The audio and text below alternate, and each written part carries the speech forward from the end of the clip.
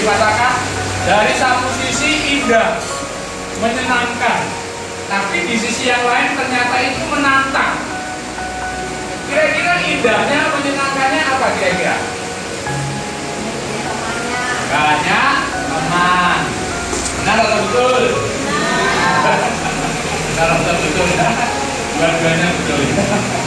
Contoh yang lain lagi, bisa bermain bersama, ya. Apalagi bisa berbagi. Misalkan berbagi apa? Berbagi makanan, berbagi kue, ya. Cuman masalahnya itu yang Bapak perhatikan begini. Ada yang mau berbagi, banyak yang mau berbagi, tetapi giliran kalian punya apa kira-kira? Pelit, ya. Sulit untuk berbagi. Di sisi yang lain, contoh yang lain, ada anak-anak yang memanfaatkan artinya, oh tadi kan diajar untuk berbagi, bagi saya dong, gitu, dia tak dipaksa, gitu. Padahal dia sendiri tidak mau berbagi. Itu namanya tinggal di asrama itu indah dan menyenangkan. Kalau kamu sakit, ada yang nemenin, gitu. Ada yang merawat, ada yang bantuin, gitu. Tapi kalau kamu pulangan, tidak boleh dibantu, ya, tidak boleh dibantu. Itu bukan indah, itu bukan. Tapi contoh yang lain, hidup di asrama indah atau menyenangkan, lain tadi apa kira-kira? Apa? Oh, gotong royong. Kerja bareng kan gitu dong. Nah, kadang-kadang kalau Bapak mau angkat apa yang berat itu pasti cari mana nih anak-anak yang gitu.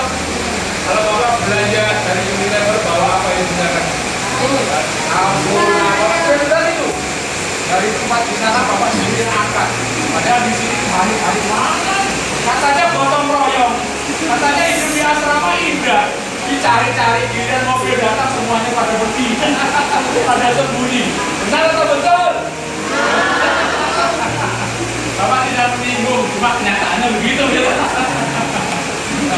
Gak apa-apa ya, gak apa-apa, kita belajar ya, kita sama-sama mengoreksi ya. Nah, katanya gotong royong, katanya hidup di asrama indah, kan harus saling membantu kan begitu, gitu ya. Jadi harusnya kalau bisa ada inisiatif itu artinya tanpa diperintah apa? Sudah bertindak, gitu loh. Itu namanya inisiatif. Itu anak yang luar biasa itu anak yang hebat. Dan itu pasti orang tuamu akan sangat bangga melihatnya. Tadi hidup di asrama itu indah dan menyenangkan, tapi di sisi yang lain apa tadi Bapak bilang? Menantang. Kok bisa Bapak menantang? Maksudnya seperti apa? Menantangnya itu di sini. Kalian kan dari berbagai macam suku, betul tidak? Ada Albert yang dari Jakarta, ya. Terus gimana? Sekarang gua di sini juga baik-baik aja, dia dari Jakarta, gitu. Yang lain dari Bumi, ada Moni, mungkin ada Dani dan lain sebagainya. Dari suku yang berbeda-beda, sifat karakternya juga berbeda-beda. Tantangannya adalah apa? Melihat karakter yang berbeda-beda, suku yang berbeda-beda. Apakah kita bisa menerima satu dengan yang lain? Tantangannya di situ.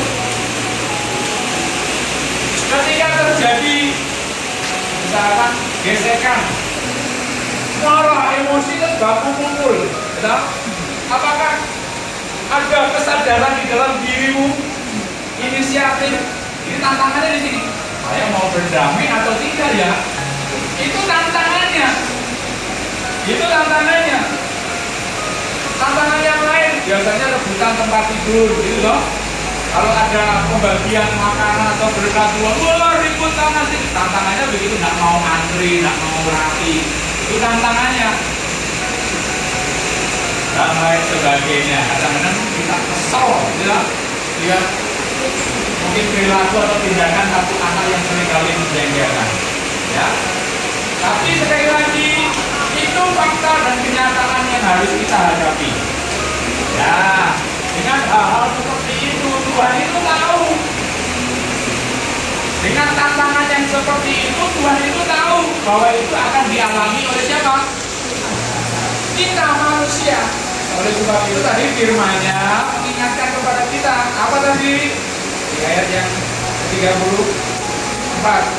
Aku memberikan perintah baru kepadamu supaya apa? Saling mengasihi. Kata saling itu artinya apa?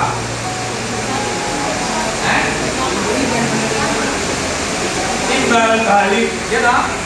Kalau Bapak mengasihi Alfrida harus mengasihi Bapak, itu namanya saling, ya toh? Kalau Bapak saja yang mengasihi, berarti bukan saling. Jadi seperti itulah perintah Tuhan supaya kita semua yang tinggal di asrama, Bapak, Ibu, anak-anak, kita semua diperintahkan oleh Tuhan. Buat siapa? Tuhan Yesus untuk saling mengasihi. Kenapa Tuhan memperintahkan ini kepada kita? Karena yang pertama, Tuhan Yesus sudah memberikan teladan mengasihi. Buktinya apa? Yesus sudah memberikan teladan. Buktinya apa? Coba perhatikan ini. Manusia pertama diciptakan menurut gambar dan rupa Tuhan. Betul nggak? Terus akibat dia melanggar, untuk pelanggarannya apa? Makan buah pengetahuan baik yang dan yang jahat yang dilarang oleh Tuhan. Akhirnya, singkat ceritanya, manusia apa? Jatuh dalam dosa. Itu yang mengakibatkan hubungan antara manusia dengan Allah apa? Terpisah, akhirnya jauh. Yang tadinya manusia dengan Allah itu begitu dekat, ngobrol enak, bercanda, ya toh? Mungkin bisa jadi Tuhan ngomong tapi bercanda itu Tuhan, itu buah itu yang enak itu. Coba kamu rasa itu enak tuh, gitu. Tetapi sekali lagi karena dosa, akhirnya hubungan itu menjadi jauh. Manusia tidak hanya dikuasai oleh dosa, tetapi manusia diawan, dikendalikan oleh iblis. Nah, kalau Bapak boleh bahasakan sederhananya itu begini. Bapak di surga karena terpisah dengan manusia itu, rasanya itu ada sesuatu yang berbeda. Ya, awal-awalnya mungkin saya tahu Leo itu waktu di Jawa mungkin 1 minggu, 2 minggu itu rasanya ada sesuatu yang hilang gitu ya. Biasanya sama-sama dengan papa mamanya, sekarang dia sendiri gitu. Pasti ada sesuatu yang hilang, betul nggak? Saya percaya tim satu waktu pindah ke sini pun juga begitu. Kalian pun juga begitu ya. Awal-awalnya tinggal di asrama pasti merasa apa? Sedih, tidak tenang karena ada sesuatu yang hilang di dalam dirimu yang tadinya kumpul dengan keluarganya sekarang sudah terpisah. Bisa jadi seperti itulah yang dialami oleh Allah Bapa di surga karena terpisah dengan manusia. Wah, rindu, kangen gitu lah, ingin lagi bercanda, bersekutu dengan manusia, bertemu dengan manusia. Akhirnya ya mungkin boleh kalau Bapak bahasakan dengan bahasa manusia. Tuhan berpikir. Akhirnya dia punya ide. Idenya apa? Dia kirimkan anaknya yang tunggal, yaitu Tuhan Yesus Kristus. Tujuannya supaya manusia bisa balik lagi dengan Tuhan. Nah itulah. Jadi dirinya itu menjelma menjadi manusia dalam rupa siapa? Tuhan Yesus, supaya dia kembali dekat, supaya dia bisa kembali mengasihi manusia. Dan buktinya itu adalah dia rela mati di kayu salib. Ada ingat toh? Sebelum disalibkan. Sebelum disalibkan, apa yang dialami oleh Tuhan Yesus?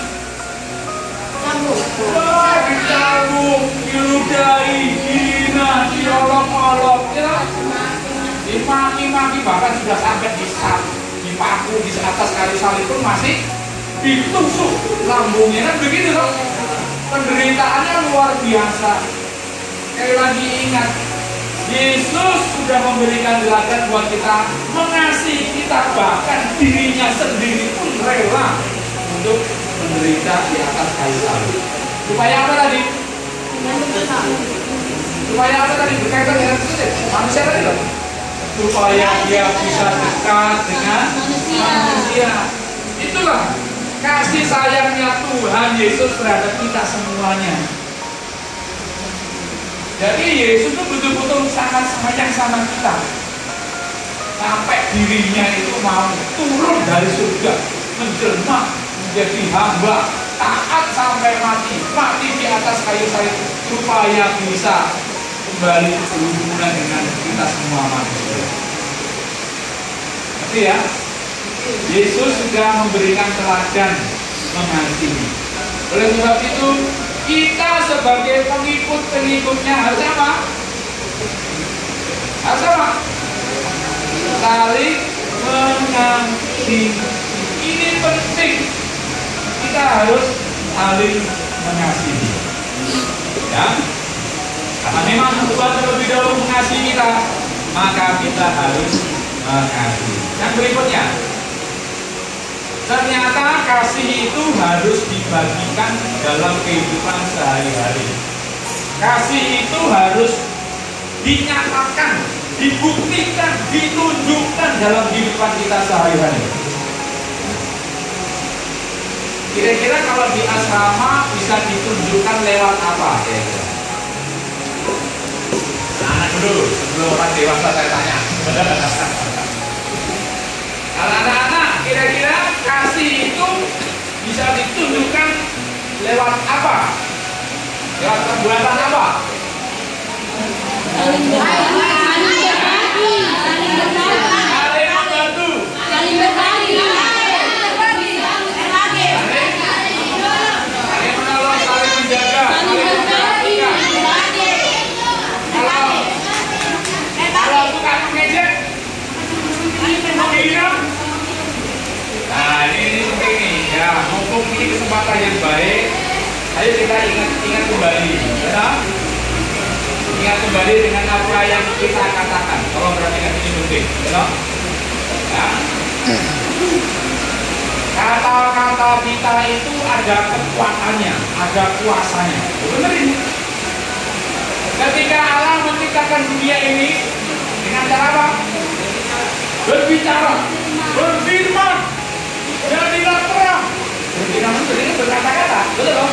Ketika dia ngomong, terang itu jadi, betul jadi? Jadi ternyata ada kuasa, ada kekuatan yang mengalir di dalamnya.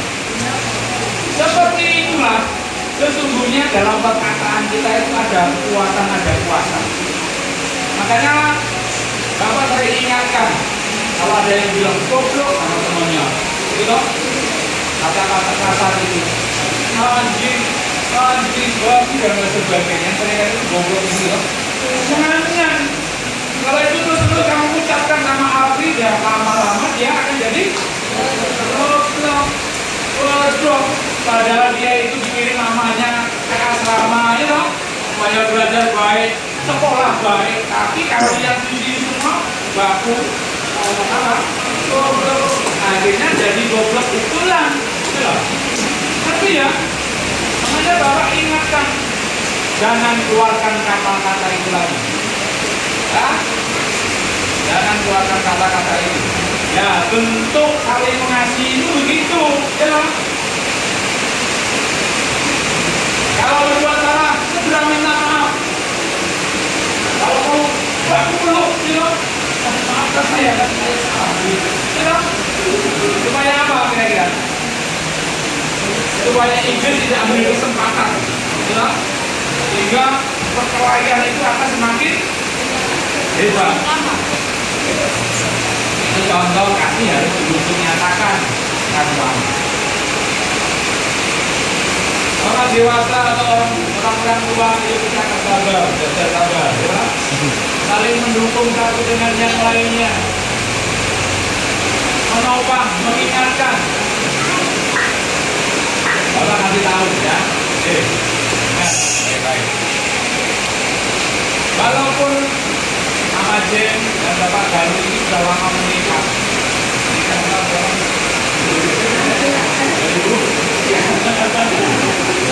2003 menikah. sudah berapa tahun? 22 tahun menikah. Suami istri. Suami istri. Suami istri, benar? Perempuan laki-laki, benar? Dia dibesarkan dari latar belakang yang berbeda juga. Bapak juga dibesarkan dari keluarga yang berbeda juga. Benar? Iya. Ya, ini ada campurannya, ada campuran minahnya. Tapi ini Jawa bulan. Ya. Faktanya, kalau lu sudah menikah, tetap aja namanya ada perbedaan, perselisihan. Kadang ada marah juga. Gitu. Tapi karena kita tahu bahwa pernikahan kita itu didasarkan atas kasih, saling mengasihi. Bapak udah bilang sama mama bapak.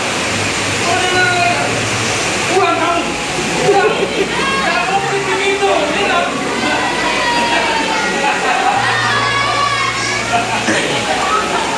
Itu pernikahan yang tidak didasarkan atas apa? Kasih, tidak didasarkan atas saling mengasihi.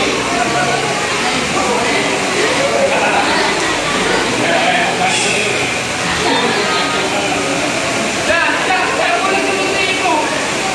Ingat ya. Di dalam kekristenan, makanya begini, beratnya menikah di dalam kekristenan itu 1 kali seumur hidup. Tidak boleh ganti-ganti. Kalau misalkan mama, walaupun dia begini begitu, papa juga begini begitu, mama nggak bisa. Tidak, bubar aja, nggak bisa. Tidak bisa. Itu dilarang sama Tuhan. Dilarang, jelas. Jadi berpikirnya adalah bagaimana caranya menjaga supaya hubungan itu tetap baik. Ternyata satu-satunya adalah saling mengasihi. Yang kelemahan yang ada pada mama, saya terima, saya tahu. Jadi kalau dia begitu, kalau dia seperti itu, saya harus menerima itu. Menerima itu. Kemudian kita bicara artinya sama dia, nah selesai. Sehingga pernikahan itu bertahan sampai sekarang. Sama, kita di asrama pun juga begitu. Kalau kita tidak saling mengasihi, bubar asrama ini, benar? Oh, iya betul itu.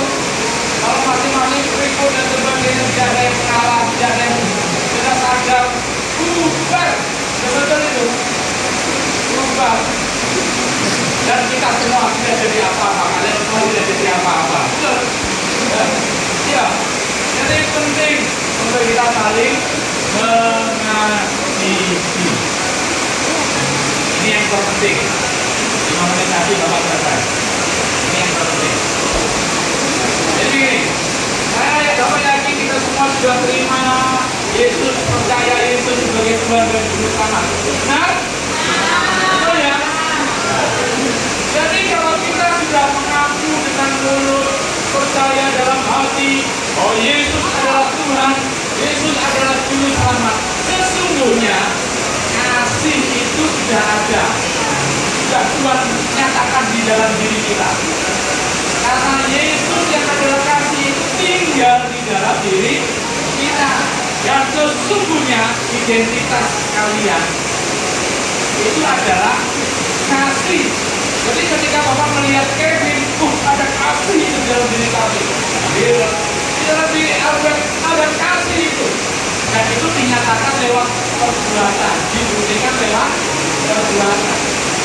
Kalau kamu mau percaya Yesus, terima Yesus, tapi kelakuanmu masih belum bisa mengasihi, berulang-ulang berbuat kejahatan dan sebagainya. Wah, itu tanda tanya besar itu. Dia orang Kristen atau bukan? Dia orang Katolik atau bukan? Kan begitu. Dia betul-betul percaya Yesus atau tidak? Nah, itu pertanyaan itu. Jadi sekali lagi, sesungguhnya kasih itu kalau boleh diibaratkan seperti lem. Oh ya, lem ya. Kasih itu diibaratkan seperti lem.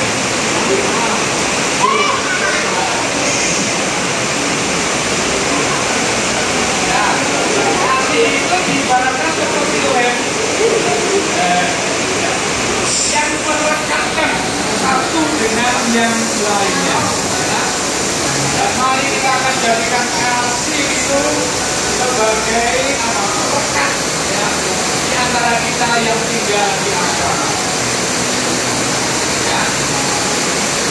Begitu ya, supaya ada damai sejahtera, ada sukacita bagi istri. Di Mazmur 133 sebelumnya turun dari Daud dan seterusnya. Di bagian yang terakhir, ketika ada kerukunan, maka berkat-berkat itu akan muncul.